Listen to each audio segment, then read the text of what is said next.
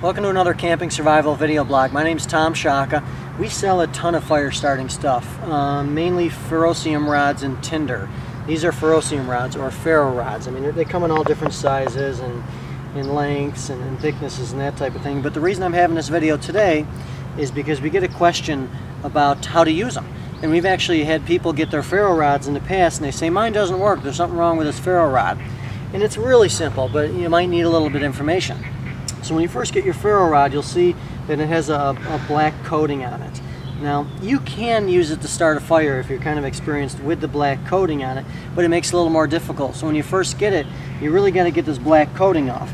Now, what I like to do, I mean, you can strike it with so many different products and such, and the backs of knife blades, or even the front, but that dulls your knife blade. My favorite is the back of my Leatherman saw blade. But some of the ferrocium rods actually come with their own striker, you can see here too.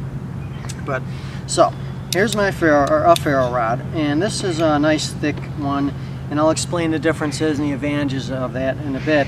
But so when you first get your ferro rod, you want to clean off this black coating. You see it's black here, so I'm just scraping away. I already got a spark, so I'm scraping away the black coating here.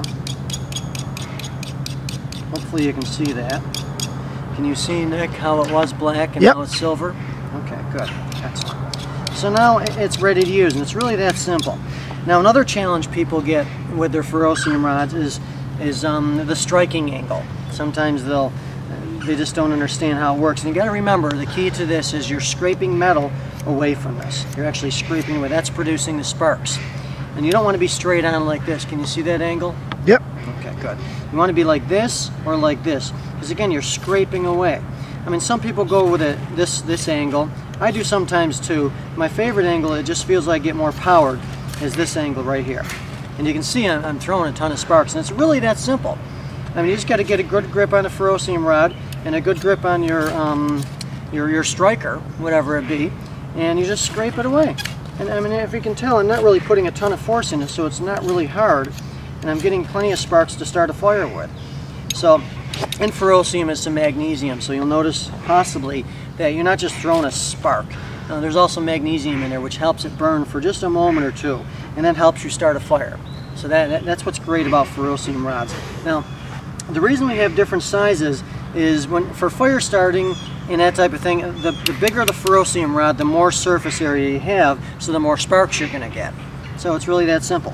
Now, it's nice to have some of these smaller ferrocium rods, as I can show you right here, because you can do different things with them. You keep in your pocket, keep in your wallet, and they will break eventually. They're not a very hard metal. They will break. But you know, you can always keep one with you if you have different sizes and that type of thing. I carry on my keychain this ferrocium rod right here. So it's another size. And you can see it's getting worn away. You can get so many sparks out of one ferrocium rod. And it doesn't add a lot of weight to my pocket. So what you do to start a fire is it's really simple. You need three things to start a fire. You need heat, fuel, and oxygen. This is the heat right here. That's the heat. Okay. The fuel, right here I have jute string. And you can use a multitude of things, cotton balls, dryer lint. Keep that in mind, dryer lint is great for starting fires. Keep your dryer clear. It will start a fire ultimately. So basically, there's several different ways. You can pull the ferrocium rod away to create a spark. You can see the difference. I'm pulling the ferrocium rod, and that if you don't even want to disturb what you're throwing at, or you're throwing sparks at. But I mean, you just set it right down. Bingo, and I got fire. Look how simple that was. Terrific. So now, if I had a fire bed here, and I had different types of fire starting materials, big sticks, small sticks, that type of thing. I would make a bigger tinder bundle. It's still smoldering a little bit, and I would have roughed up more of this jute, and it would have been easy to start a fire. And that's it. Just throw a spark. Again, the keys when you first get your ferrocium rod are to clean it off, and then get the right angle of the spark. That's all you need to start a fire. Improvise, adapt, and overcome. Thank you, and have a nice day.